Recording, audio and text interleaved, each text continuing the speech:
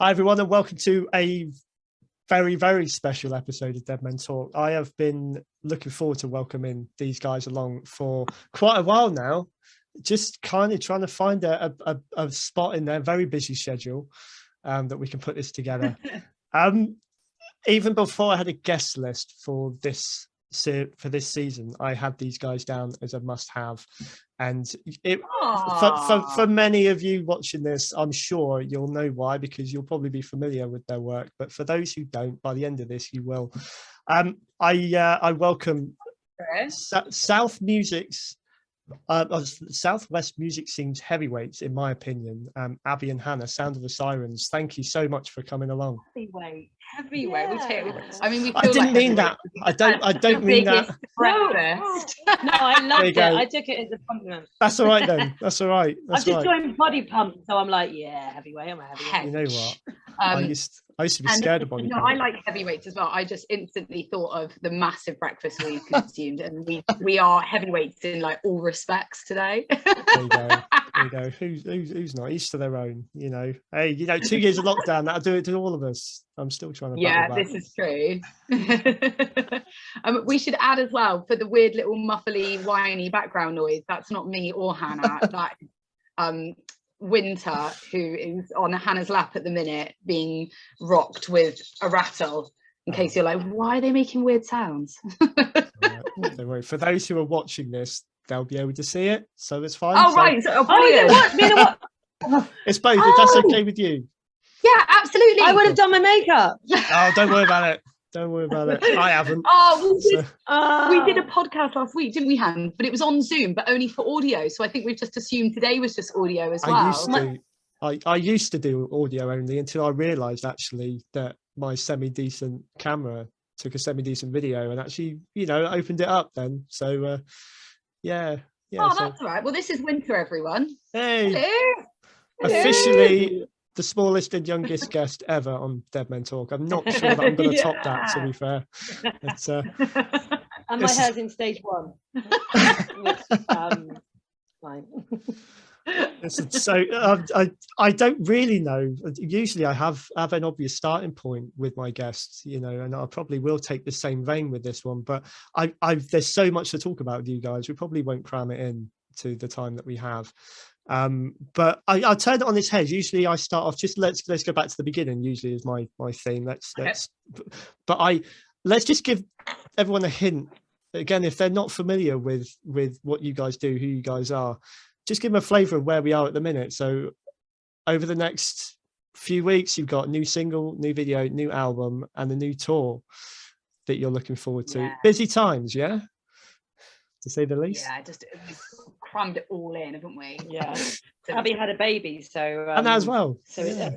That was. Just because really you weren't busy enough, obviously. I know. So everything's been bunched up into these 2 months, and now we're preparing for the 2 months, and we are admin isn't, well, it's not my strongest point anyway. You're really good at it, but I'm not. I think it, because there are 2 of us, then it's always hard, isn't it? Because I might be organized with admin, but not if the other person is doing stuff, because then there's nothing you can do. So all we do is email each other to go, I will do this, I will pass this on to you. Has it been done? Oh, I thought you were doing that. No, I thought I was doing this. So we're both headless chickens.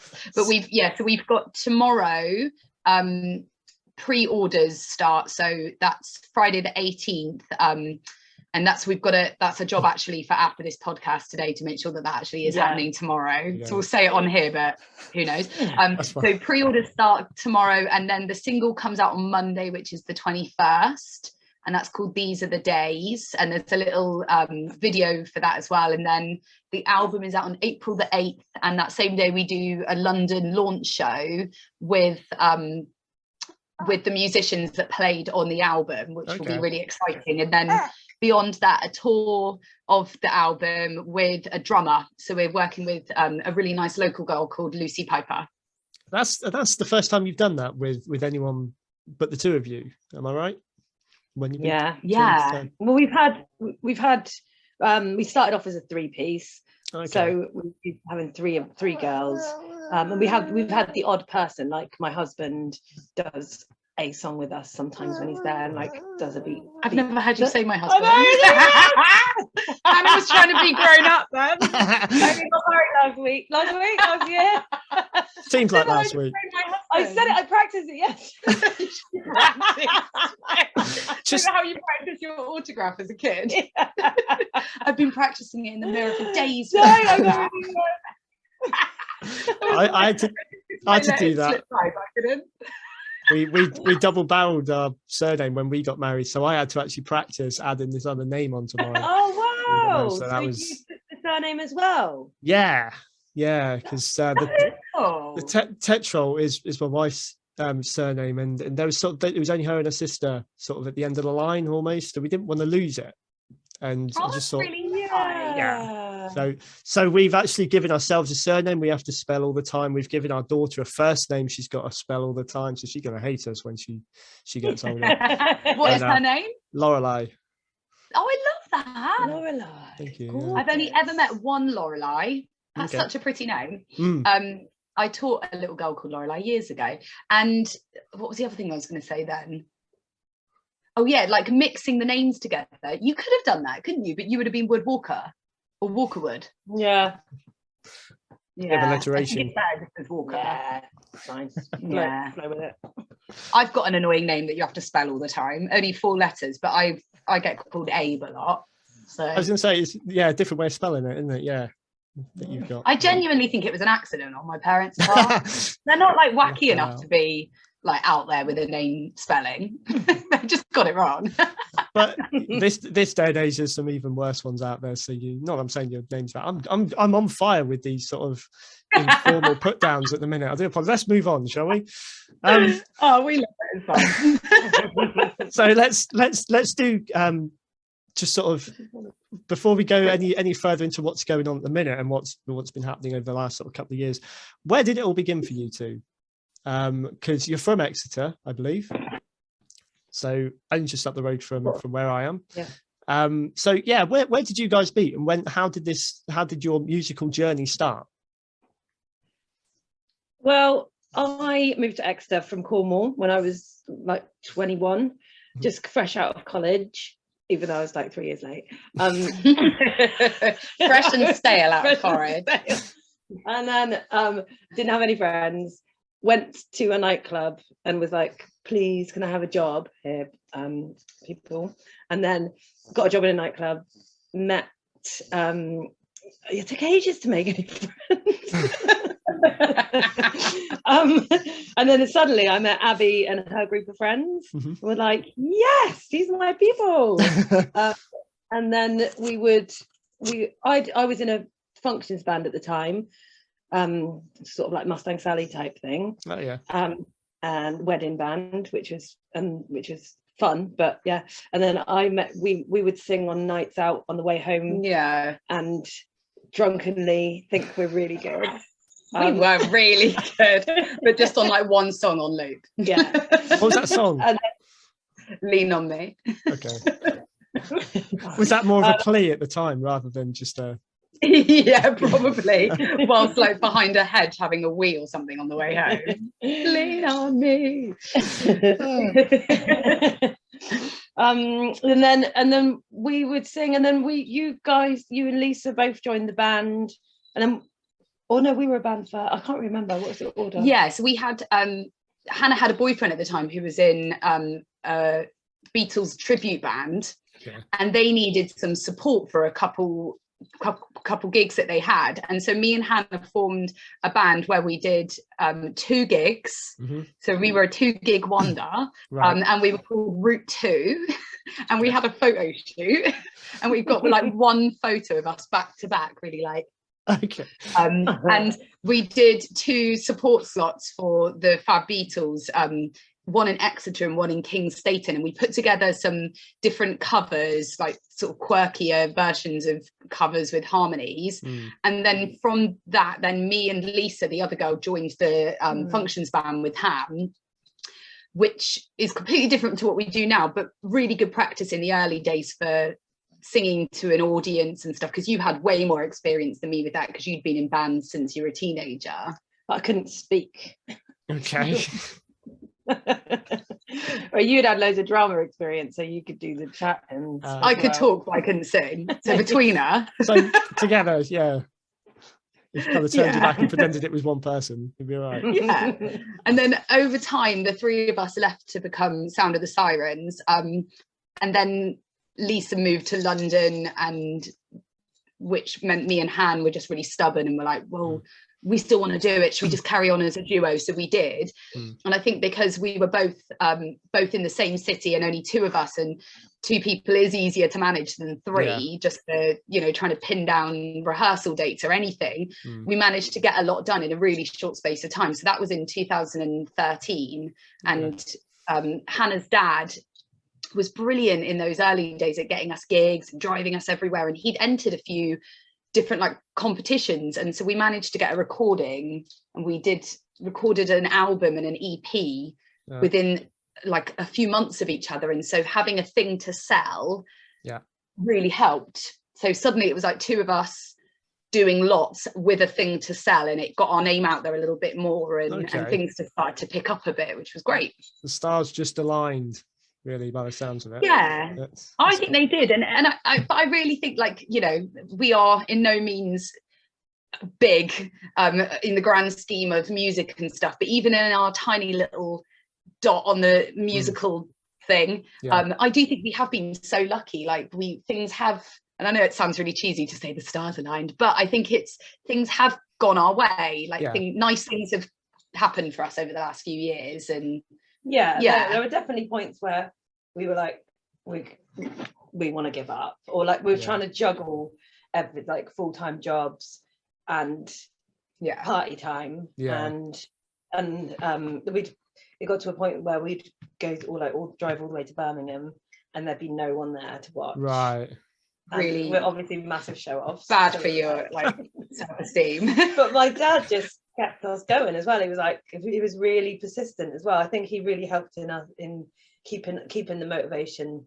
Yeah, you really believed in us, didn't he? And you need that. Yeah, I think you're right, actually. When you stop believing in yourself, if just one person around you does believe in you, it keeps that spark alive, doesn't it? To think, all right, well, we will do that gig next weekend, and we'll see how that one goes, and we will do that thing next month, and we'll reevaluate then.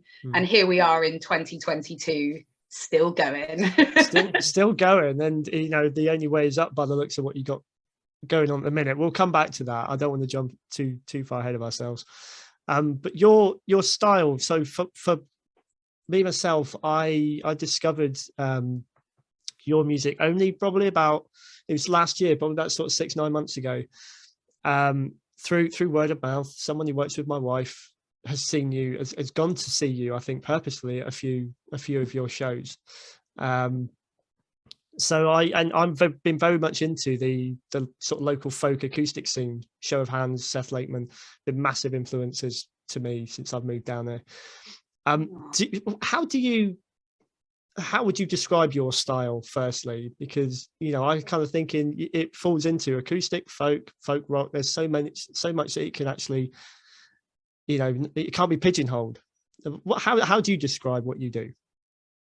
We still really struggled to do that, don't we? Because each album is different as well. We've had like some of them are acoustic, folk, pop, rock, and then some of them are like really produced, mainstream. So it's like one album sounds quite mainstream, I would say, but then it's got like reggae on it. It's got like bits of everything. And then the little EP we did at Winter. Yeah, that's really stripped back, isn't it? But how would you describe? Because that's not, I wouldn't say that that's folk. It's quite a sort of, I think it is folky.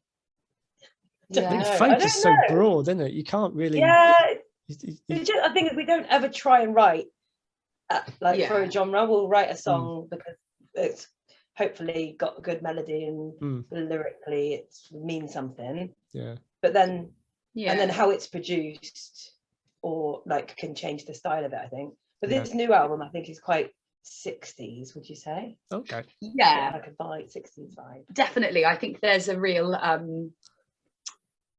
sort of California-y American-y, as in it doesn't sound American, but like that sort of image of I remember when we were recording it saying you can imagine sort of driving through California, like having that sort of sound, but in the 60s, like there's a kind of maybe hippie, I don't know, you might listen to it and be like, no, it's not.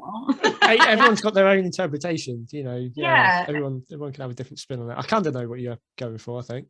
But I think that's the thing as well with labeling any musician, labeling the sound that they make, that then how do you do anything different? Because as soon as you do as well, like for big mainstream bands, as soon as they try and do anything experimental, they're really slated for it, aren't they, for leaving the box that they put themselves in. So maybe it's a good thing that we can't label what we do, because it will give us freedom then to try a bit of everything. Absolutely. Not get in trouble. Yeah, and you appeal to different markets as well, you know, because I think eventually I probably would have discovered your music because I'm into folk, but I'm into acoustic, I'm into slightly rockier stuff, and I think eventually something from what you do would have bled through somewhere. But no, I'm not going to go too fanboy on you. I'm going to try not to, but your music has been constantly on my playlist since. There's a few in particular. Yeah, I'm quite happy for you to do it. Actually, please, can you? For like 5 minutes. 1 minute. I won't sing and dance or anything like that, but I'll add some effects around me or something like that.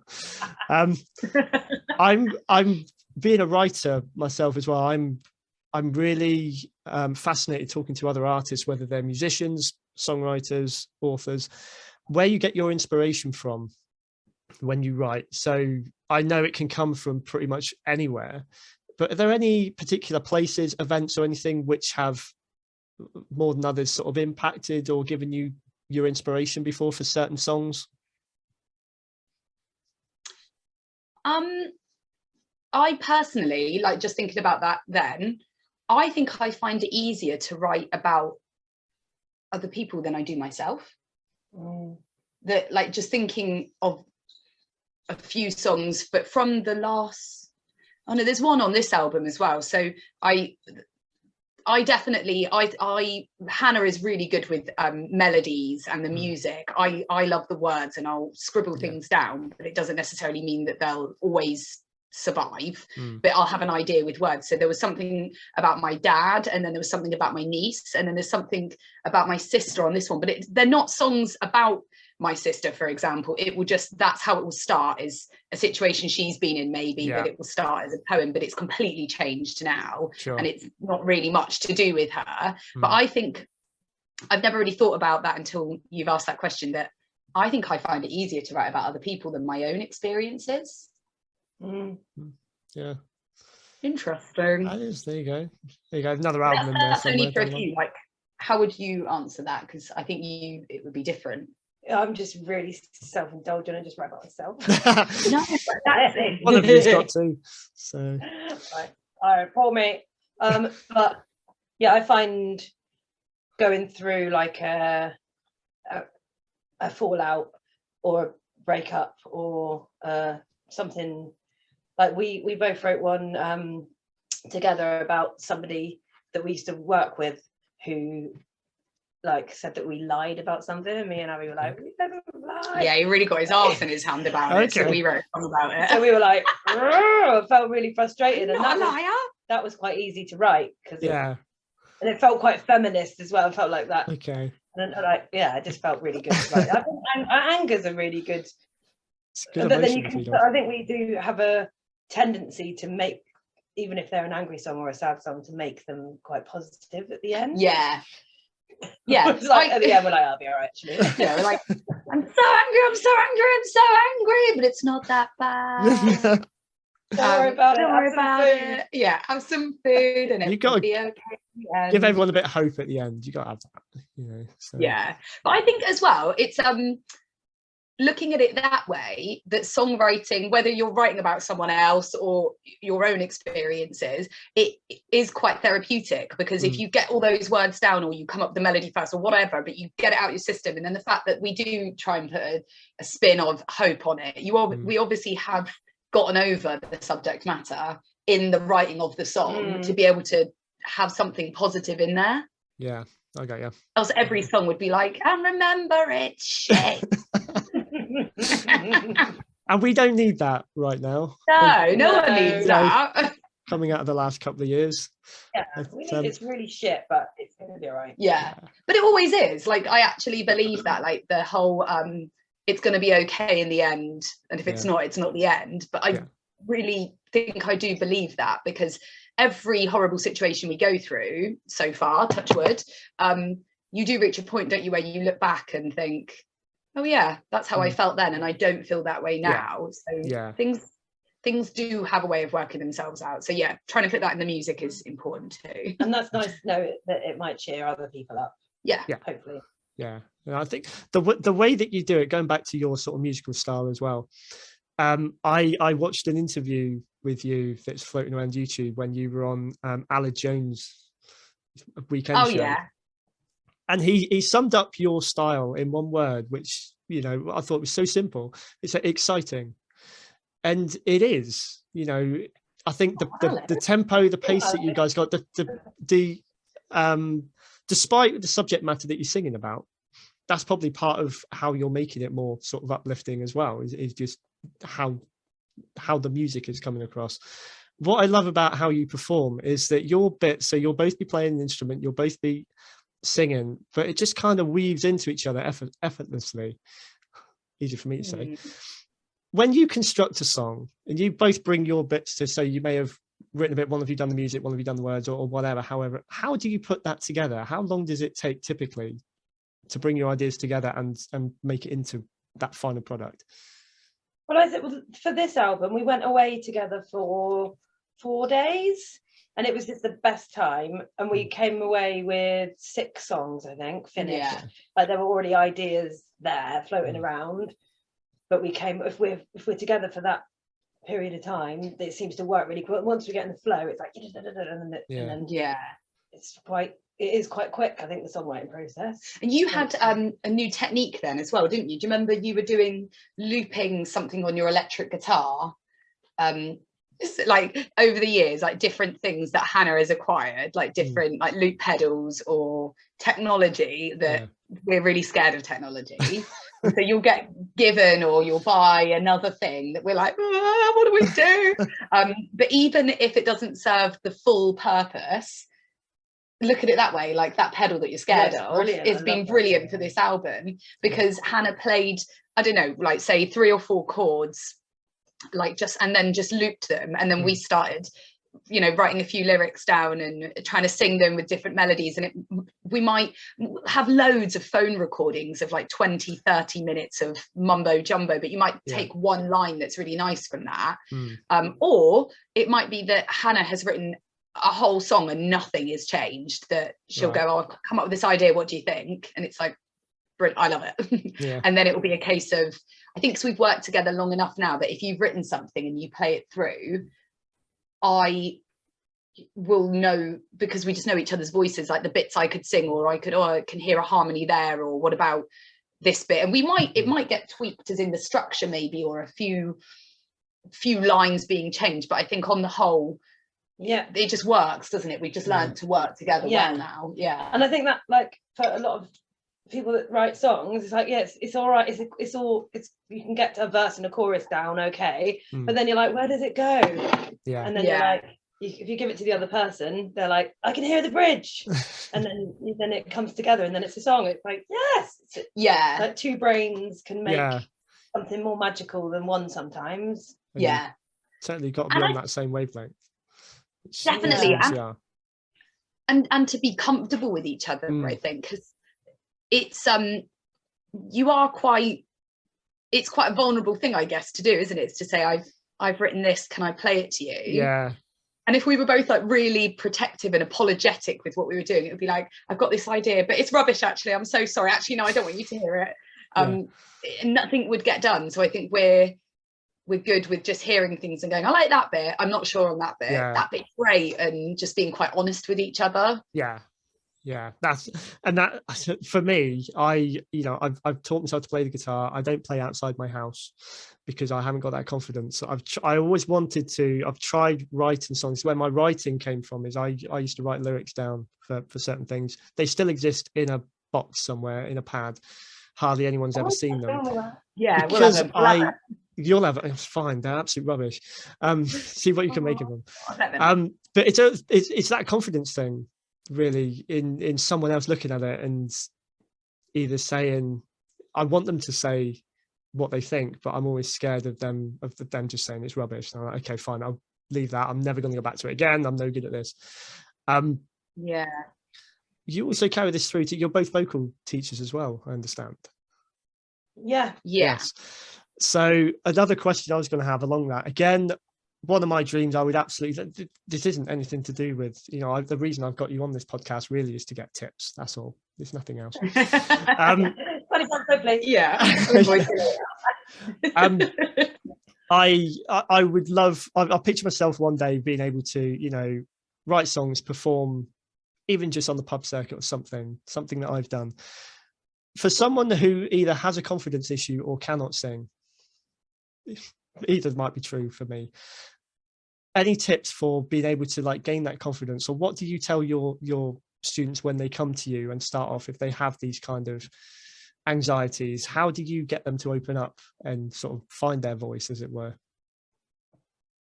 I think it's not gonna happen just by telling somebody that they can do it. I think it's just by them doing it. So if you take small steps from the beginning and say, okay, I've got no expectation of you, but let's just try this note, and then you're going to build up from that, and then you sing this line, and then you can. Everything is achievable. So it's just doing it, and the more you do it, the more you'll believe it, and then with the support of someone else. I think sounds cliche, doesn't it? But you obviously, you've seen this firsthand with people you've worked with, so it does actually work. Yeah. I think as well, I've although you're working with a lot more children now, but I've always worked mainly with children, and so I think my view on the sort of confidence in performing, especially with children, is just get up and do it. Just don't worry. And I think what's really sad is often you will get parents bringing their children to lessons, and I want them to sound this way, I want them to sound this way, and they might get up and do a school performance or a student gig, and their parents afterwards will still say to you, they weren't great though, were they?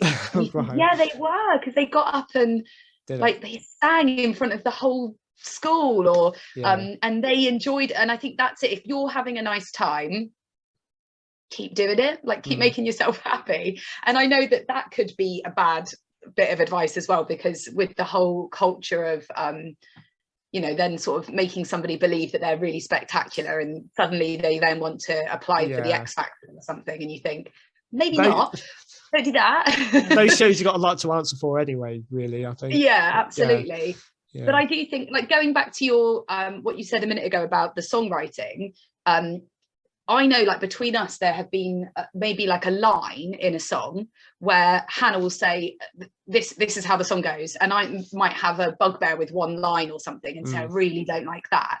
But if you believe in it and you're like, no, I really don't want to change that line's really important to me because it makes me feel like this when I sing it, or it means this in the song, that it's well, okay, cool, if you believe it, then I'll believe it. And then when the song is given life and it's performed over time, you look back and go, oh yeah, no other line could be in that song, it needs to be that line, you were right. And I'm glad that I now believe it as much as you. And I think it would be the same for advice you give to someone, that it's if they believe in themselves, other people will.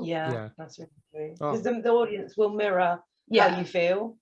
Okay. So, Quality. And a little bit of the fake it till you make it, that I think but it's true, I think if you can cross that bridge of performing initially, even if you're terrified, and there will still because we've had breaks from performing recently because of the baby, that we felt really, well, I know I felt really nervous going back to things. This isn't our baby, by the way.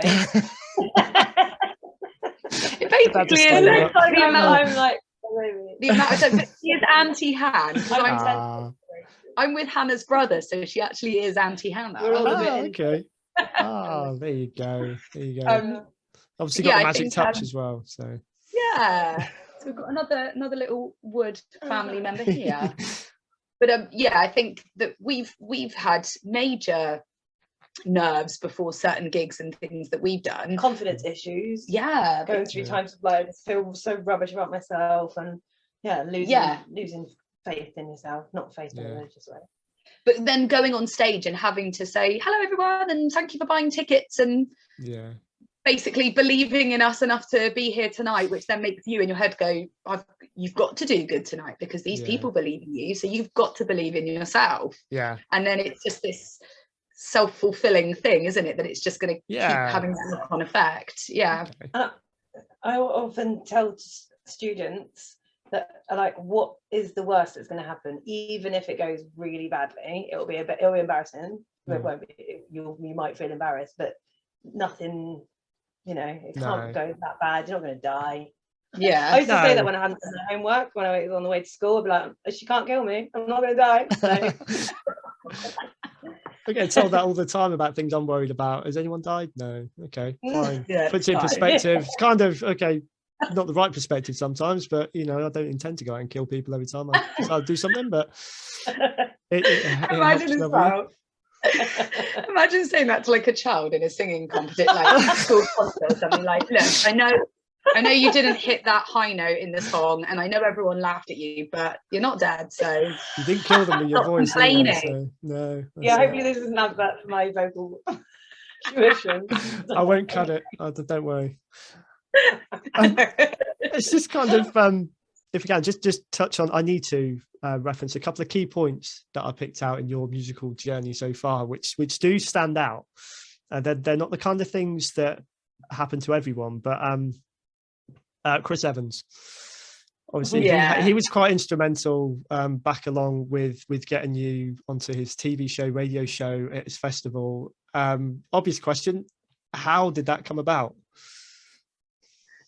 Well, actually, it came about from a cheese and cider festival that we've recently been in contact with, because they used our song in this time for their advert, and they contacted us recently to like ask if they could do it again. Right. And I cheekily went on the scrounge and said, yeah, if you can send us some cheese, and they did. Awesome. So everyone's a winner. She forgot it though. Yeah, I forgot. I've left her. Oh no, I'm really sorry. But these days we get paid with brie. We're fine with that. But, so we played a cheese and cider festival years ago, I think somewhere in Somerset, and there was somebody linked to that festival who had a link to Carfest, Chris Evans' festival that he puts on. And so, is that how it happened? Yeah. And so we got asked to play in it's called the Wigwam tent, and as like one of the little stages at the festival. And while we were there, they last minute said, are you available to play in the friends and family camping area this evening? There will be Chris Evans and invited guests that he, like his friends and family there. Wow. Would you be happy to go across and just do a little set tonight? And we, of course, were like, yeah, definitely. And then we arrived in this like backstage area, and they said to us, here's the sound desk, just sort yourselves out, plug everything in, and make sure you are ready to play about 10 o'clock. And I think Chris Evans is so down to earth, but the team around him were naturally being uber professional, so like fingers in their ears, and he's going to be with us this time, and you need to be ready and make sure that you are playing music as he arrives. So we were expecting this really scary person, and he was very down to earth. But as we started to and because they'd given us the sound desk, we didn't know how to use it, did we, at all? And we were like, we don't do our own sound, we don't know, Dad, how that desk works. And our dad's not here. Oh, no. And then suddenly we looked over, and Bob Geldof was having a drink in this tent. And then we panicked, realizing like this is our opportunity. There are going to be actual, real deal music people here, and we don't know what we're doing. This is how we die. So what way to go?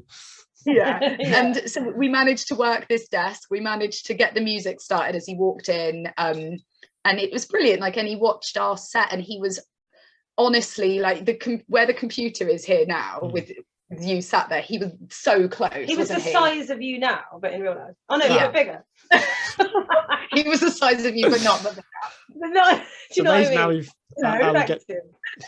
He was so close to us, like we were singing directly in his face. Like he would have felt spit on him. And and he watched the whole set, and then afterwards, so weird, it was bizarre. Like what a great opportunity for us. Yeah. And then he said, like, let me get you a drink. Girls, I really like what you do. What else can I do for you? And I think I just stood there like, what's going on? And Hannah, thank God, was alert and alive and said, well, I mean, you could definitely put us on your radio show. And it was like, yes, what she said. I think I went, yeah, Friday. Yeah, I think you did. Yeah. And so we, just from Hans' pure cheekiness, he made it happen. And he was really good to his word, like considering how busy he is and the level he's at with things. He did, like he was messaging and texting and ringing, and it was mad. And the next day we woke up in our vans and I had completely lost my voice. I was like, and we had to go and sing at my friend's wedding. And I mean, you got to do it with me, and we did. But it was like, if that had happened the day before, I was like sliding doors. Yeah, it was like an actual like illness that I had. But it was like, like your larynx had gone into spasm at shock for meeting Chris Evans. It's a good excuse to have. Yeah. So, that's amazing. So he got us onto his radio program like a few weeks later, and then we went to Carfest. Randomly in the day, you'd be like, what? I remember being at work at the primary school and doing a drama lesson with a group of children and looking at my phone, and Chris Evans was ringing, and I felt like a liar. It's like, she's got to take this call from Chris Evans. It's like, oh, she's having a break. Not something that, again, like I said, not something that happens to everyone. That's a fantastic story. It is one of them we'll tell our grandkids, isn't it? Like every day. Yeah, and by then they'll be like, oh, he's just some old DJ from 100 years ago. No one cares about football. He's still one of the most famous ones, even now. You know, I've grown up with him on TV, radio, and everything. It's mad. So, does he still harass you with phone calls? No, afraid not. It died a death.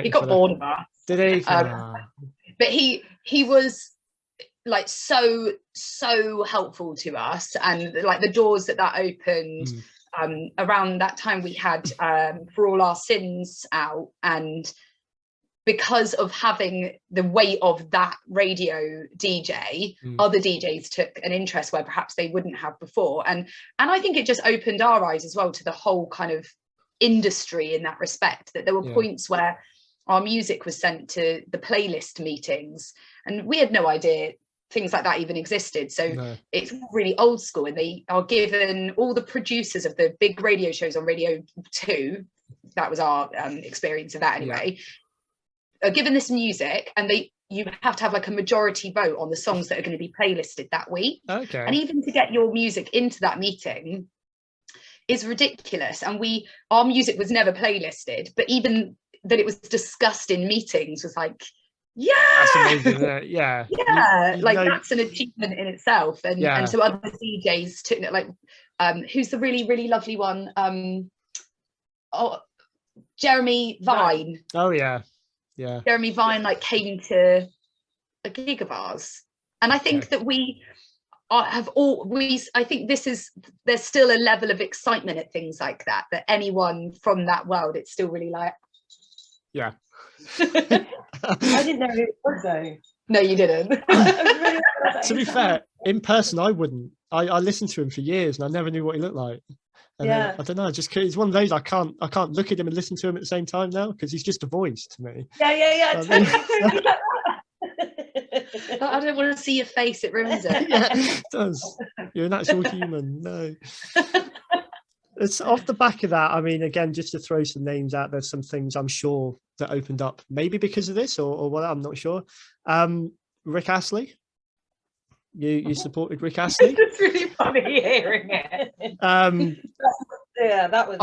I just recently learned actually that there's a fellow author friend that I've been friends with for years, and we commented on the same post of yours the other day when you made a certain announcement we'll get to in a moment, and so she saw you because she's a massive 80s pop music fan, so she saw you when you were supporting Rick Astley and became a fan of yours off the back of that.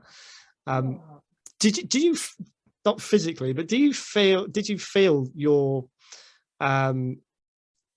spotlight or your popularity surge off the back of things like this, or did it still seem sort of quite a gradual thing? I think you do feel it definitely is good for us, isn't it, doing things like this? Yeah, I think the main one was like TFI, the radio 2, TFI Friday. It was like suddenly was like that, and then doing shows like that just kept us in present. Kept us present and kept us like we got like your friend just like kept like sold more tickets in shows, I think, then, because you'd be confident enough to say, right, we're going to play in Birmingham and there might be 100 tickets sold, which is like, that was such a achievement for us to sell like that many tickets in someone we didn't know.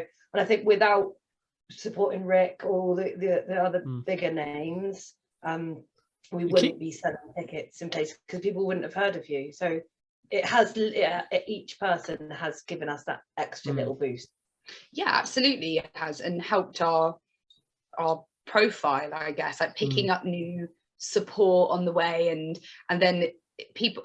Actually, one really good thing, when we went on tour with Rick Astley, so he was making a kind of comeback at the time, and he didn't have an album out yet, did he? So he did this tour, but there was no merch table, or there was no CD anyway, there was no music for sale yet.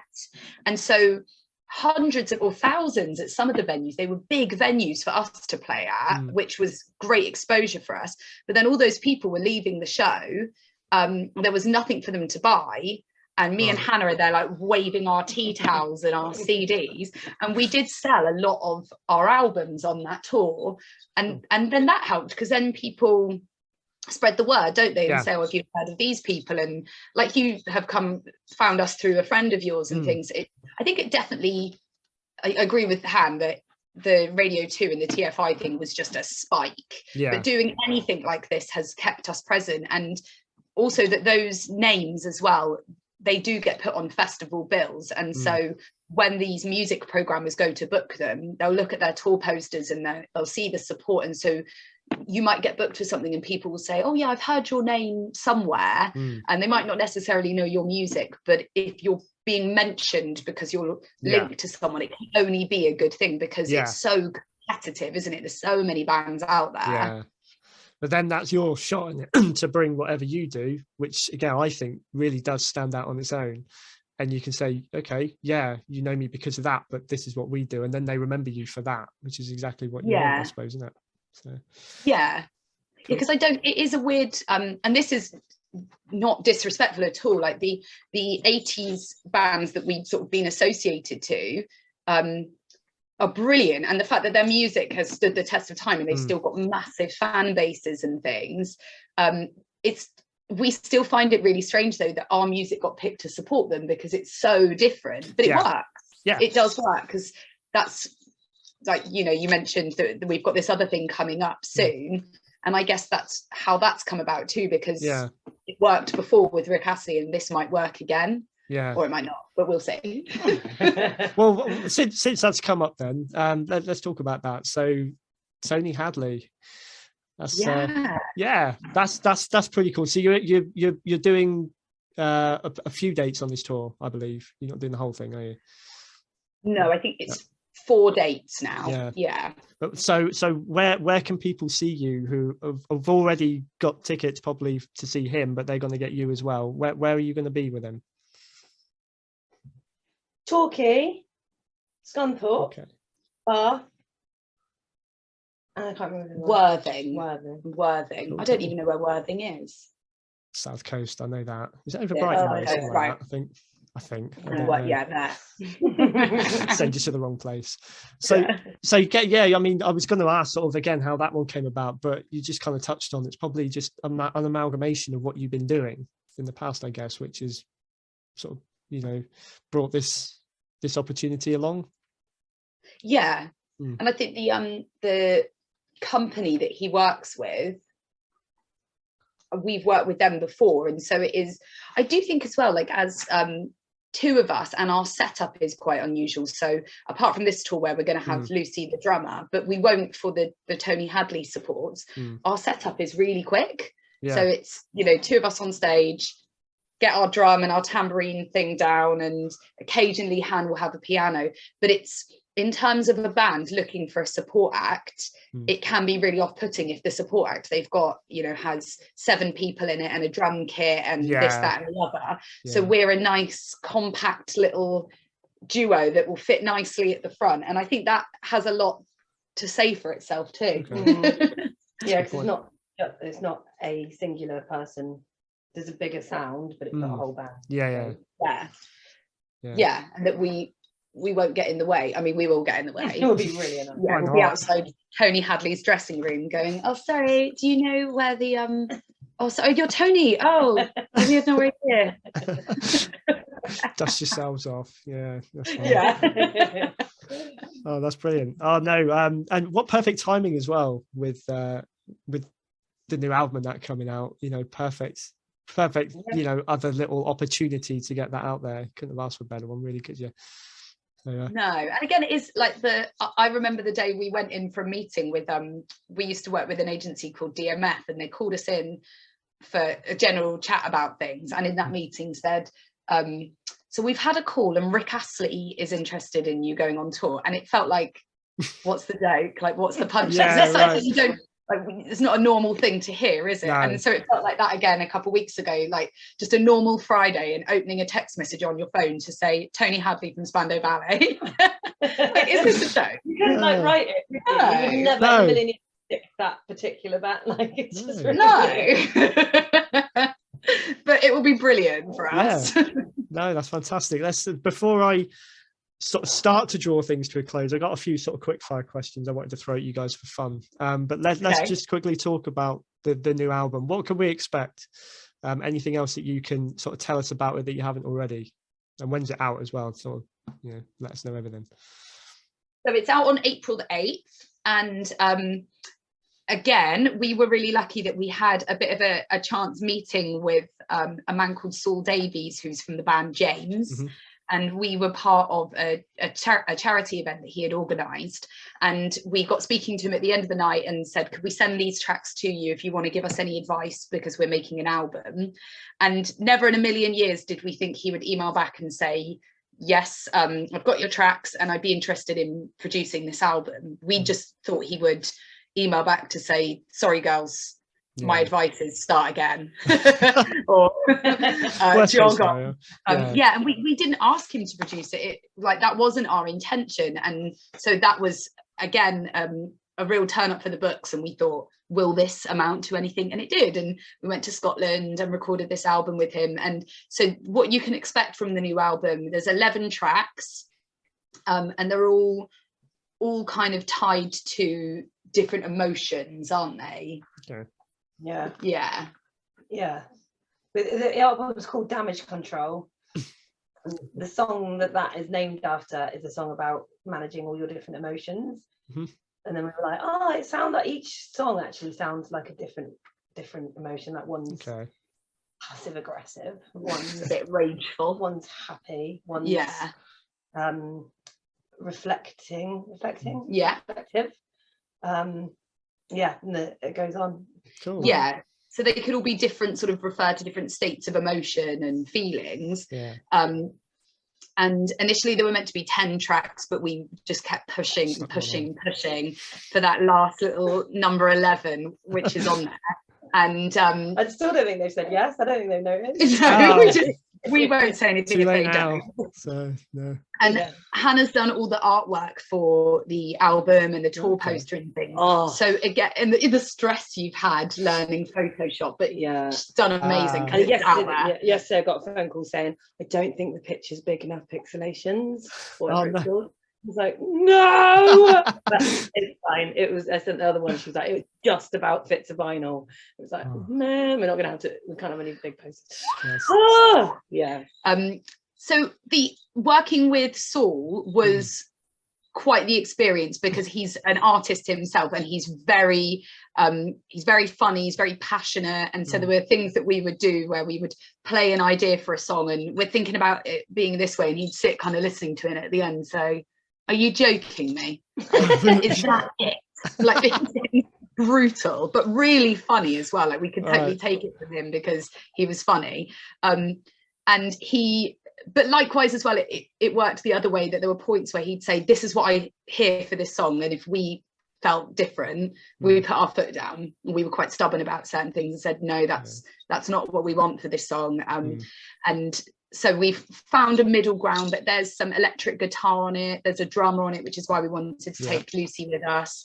There's some bass, there's a few solos, there's us trying a few different things as well, with different picking patterns and strumming patterns, and so we were out of our comfort zone quite a lot, and so to have to recreate this album gives us the heebie-jeebies. It's a good challenge though, I would imagine. So, you've always got to have a fresh challenge, and going back to the feedback that you had from Saul as well, it goes back to that honesty thing, I suppose, that you shared together. It's great that you found a producer who could do that as well. So can't wait. Had to really dig our heels in, but it worked. There were a few little arguments and tantrums, but we got there in the end. No, and I can't wait to hear it. So April the 8th, and you can pre-order it. Pre-order it from tomorrow. Is that right? Tomorrow. Yeah. This will go out. This will go out Monday. So by the time this goes out, it's available. Go pre-order. Get out there. I'll have mine by then. So. And with the little music videos, when I say the single is out, like the music video is out. So there isn't a single to buy. Obviously, it's not. They don't remember buying singles. Like that. The days. I remember my first ones. That'll age me if I say what they are. So we'll leave that there. I think I remember my first CD. I think I bought Ultra Nate free because I was trying to be cool. I knew my sister liked it and she was 6 years older. Probably just trying to get her to like me. See, my first single at least was a CD. It wasn't an LP like my sister's was. But mine was, I got my first CD player for Christmas. I don't know if it's like 92, 93. My first single I opened for it was Boom Shake the Room. So, yeah. I think that's really cool. That means we're probably the same age then. Is that rude to ask someone's age? So 37, I'm open with it. 37, 38. Cool. 36. Sliding scale. We all boom shake the room together. We all did a boom shake the room. Big time. I think that was the best genre of music in the whole world. Jazzy Death. Who does DJ, he did a DJ thing, didn't he, in Lincoln. We had a gig in the Lincoln, what's it called? Engine Shed or something? Yeah. And at the end of the night, they were like, girls, we've got to pack away very quickly. We've got a big gig downstairs. And we were like, all right, come on, like, who is it? And it was Jazzy Jeff. Wow, that's amazing. Jeff and the Fresh Prince. I think, was it going way back to when we were talking about where you guys met at the club? Am I right in thinking it's Timepiece in Exeter? Yeah. I heard that right? Okay. Yeah. Because my wife and I were discussing it the other night, just because of the Super Bowl and everything, Snoop Dogg was there. Snoop Dogg did a set at Timepiece, didn't he? And it was in the paper yesterday, wasn't it, that he left a bag with like 400,000 pounds or something. Yeah. Obviously, I mean, we've all done that at Timepiece, haven't we? It's fantastic the reason he was carrying that as well. Not that I would ask questions, but that was his fee from doing Boardmasters or something, wasn't it? I think. 400,000. Oh my god, I think we've done it for 50 quid before. We would pay to do it. We need to up our prices. We want cash in a bag, like stuff. Go gangster on you. No, guys, this has been brilliant. I could probably go for another hour if I'm honest with you. But like I say, I've got a few just sort of quick fun questions to finish off with. Okay. Whether I get through them all, I'm not sure. But firstly, a favourite venue to play so far. Is there somewhere for each of you that really sticks in your memories for whatever reason? I actually think now you've said Timepiece, so that was our first gig, me, you and Lisa, wasn't it? So because we worked in Timepiece, George and Rob, the owners, gave us downstairs Timepiece bar as our first Sound of the Sirens gig. Okay. And I remember what I wore. I remember the feeling of like arriving there, being so nervous because we'd invited loads of people. I think we've still got the poster from it. So that maybe isn't like a favourite venue, but it's a significant gig with Timepiece. Cool. My memory is so bad that I never remember anything. Best venue. They all mould into one. There was the one where everybody was singing in Birmingham, and we were like, "This the bookshelf." Yeah, and the Sunflower Lounge. Oh, yeah, not that. Okay. Oh no, that's Bristol. The bookcase. Yeah. There's been some amazing. They're all brilliant in their own right. I like the real dingy music venue ones, like Hull with the weird. Like it's really weird, underground, dirty, smelly venue, but it's great. The Adelphi.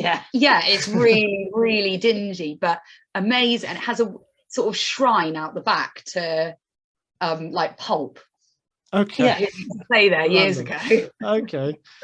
But I think you're right though. Some of the smaller, more kind of independent venues are some of the best nights you'll have, where you can see everyone in the room and actually talk to people afterwards. And because festivals are brilliant and so exciting, and it's so great when you get that email asking you to play there. Like, we will always be excited by that.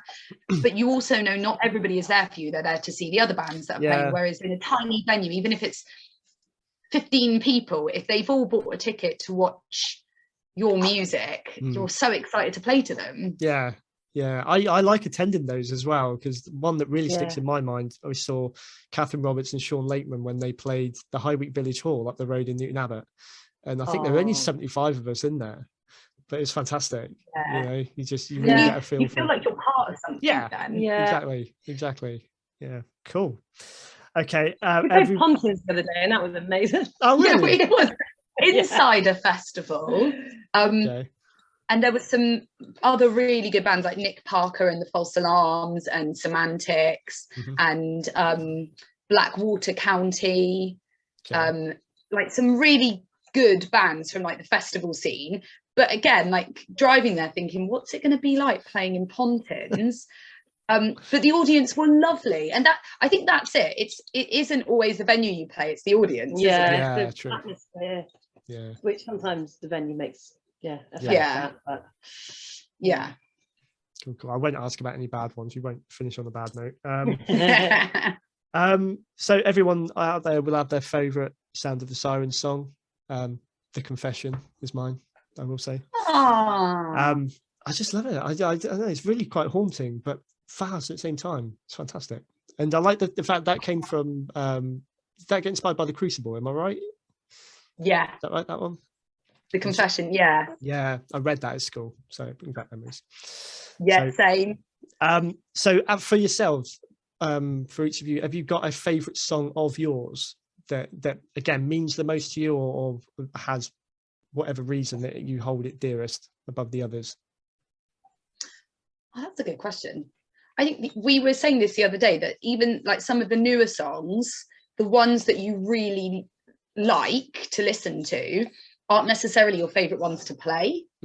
And so the ones we've really enjoyed like trying out, there's a new song called Hear What You Want, and So Nearly are two songs from the new album, and I've really enjoyed playing those recently. Doesn't necessarily mean that they're like my favorite songs we do, but they feel quite like significant at the moment, because they're just really fun to play. Okay, cool. Look forward to those. But you know what, the confession I think is one of my favourites. I love playing the confession. Like when we started with that one the other night at Pontins, and it was. I think we should just start the set with that. With the confession, Yeah. dun, dun, dun, dun, Just dun, really dun, like, dun. woo, it sets the tone, doesn't it? Really, you can't really get much of a more energetic opener. I don't find. I think it's brilliant. Cool. And cool. When we recorded the video for that song, it was a really funny day. So the company that filmed it found the location, that little copse, which is in the middle of like a valley, I guess, like right down in the middle of all these hills, and it's in a private estate. And so they said you won't be able to walk there, but the guy who works on the land and builds the walls, the cobbled walls and things, he can pick you up in a truck and he'll drive you there, but you'll have to give him a bit of money to do this. And so we went on the way there.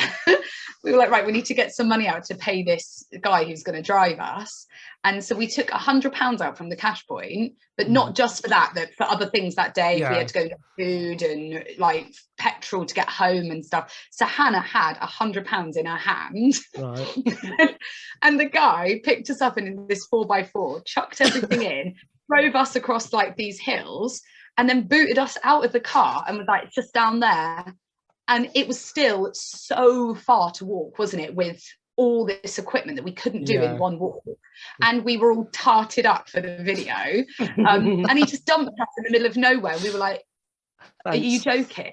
And then we thought, right, oh yeah, we've got to give him some money for driving us. And it was just so funny that you just took the wad of cash out and were like, there you go, and gave him £100 for like a 30-second drive. And the guy opened it and went, oh my God, wow, so much. We couldn't take it back. So we paid £100 to like ramble across hills and fields and dales to get to that little bit of water for that video. But you've got that story with it now, which again is one of those that you can pass on that not everyone's going to have. So that's true. Fantastic. Oh dear. One of these I've already asked actually, so I'll leave that one. You got a favorite place or time to write songs, or that you get most inspired? I don't think I've asked this specifically yet. What time of day? Time of day, yeah, I don't know. You know, I get drawn to certain types of music through the year. I'm not going to go into that. It's very weird. But I find like autumn is quite good for getting creative. And spring. Cool. It's really direct. Spring and autumn. For me, it would I'll do anything else the other 6 months of the year. July the 17th. I agree with the autumn. There's something we both really like the autumn, don't we? Like that September feeling of going back to school and like starting again. It's time to get it is. It's time to get your new shoes on and your new pencil case out and start writing. But I don't think you ever grow out of that September feeling of, and like we reset things, we start again. Maybe that's because we both teach as well, that I agree with the autumn. And I think for us, because we're so easily distracted with things and we procrastinate so badly, that I think going away, if we book ourselves we're going there for 4 days or 3 days or whatever, I think we're really focused intensely in short periods of time if we've got no other distraction. Grab it when you can, sort of thing. And we seem to get lots done that way, which is great. And I know that might not work for other people, like being forced to make things happen, but if we can get dregs of ideas together and then go away for a while, to help. It's like revising for an exam. I always leave it to the last minute. You know, not that I do exams these days, but it helps though, doesn't it? You almost have to do it. That's it. So one final question. I know I haven't asked this one. So for both of you, who are your biggest musical influences? Ooh. Although everyone's ever asked me that, I'm like, take that. I need to really hold back from saying that. There is nothing wrong with loving Gary Barlow. It's the other four you got to worry about. Anyway. No, we won't go down there. I think like recently, First Aid Kit. Oh yeah.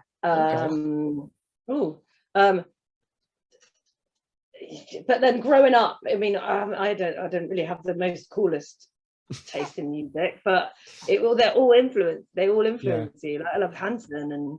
Okay. But then you were cool with like Alanis Morissette and I suppose. And I like very young age. The Carpenters were like a big thing in our house. Okay. Yeah. And so my mum and dad would listen to the Carpenters, and so me and my sister really liked to try and do the different, like the harmonies, the different parts in that, which now doing what we do, I know that is significant looking back on that, but at the time it was like, don't tell anyone you like the Carpenters because it's not cool. What other, like, later in life discovered Joni Mitchell through my guitar teacher, so love bits. I don't love everything, but I love bits of Joni Mitchell and Coldplay. I was really loyal to Coldplay growing up, and Mumford and Sons were a big influence on us, and Laura Marling. And there was a sort of Pink scene, wasn't there? I can't be Pink. Pink. With Laura Marling and stuff, there seemed to be like a collection of bands around that time, like Noah and the Whale, and like a new kind of folky sound. I think that probably was quite a big influence on us starting out. Lana Del Rey.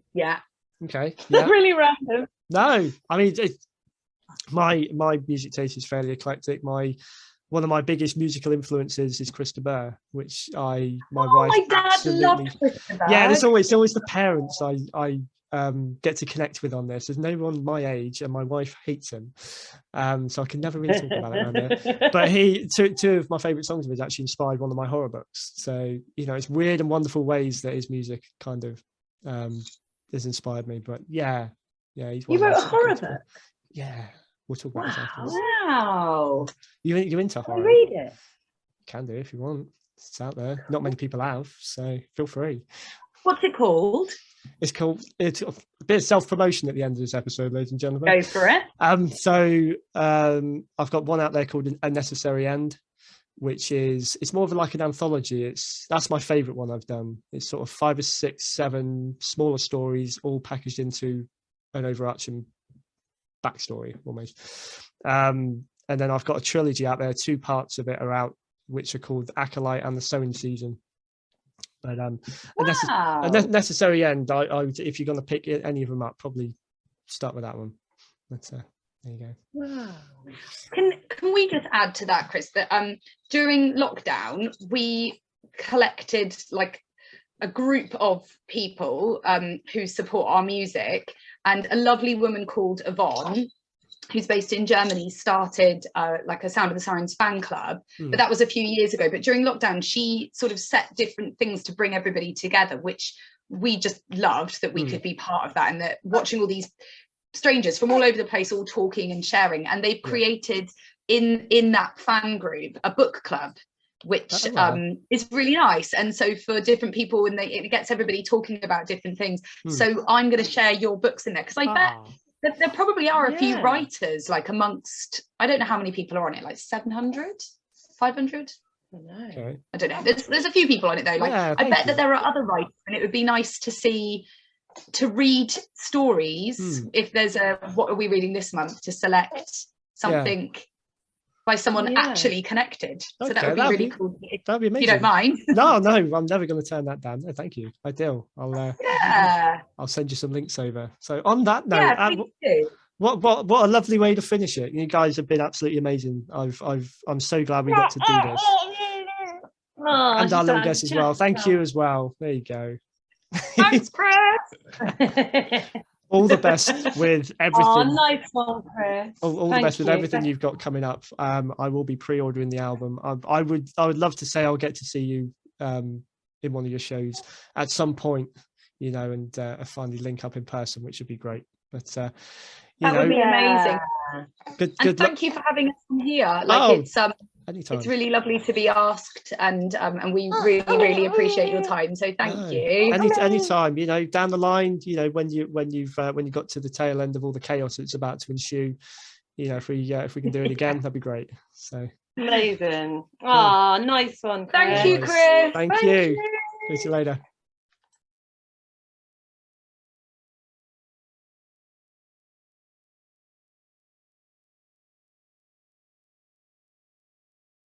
If you enjoyed this episode, please take a moment to like, share, and hit the subscribe button.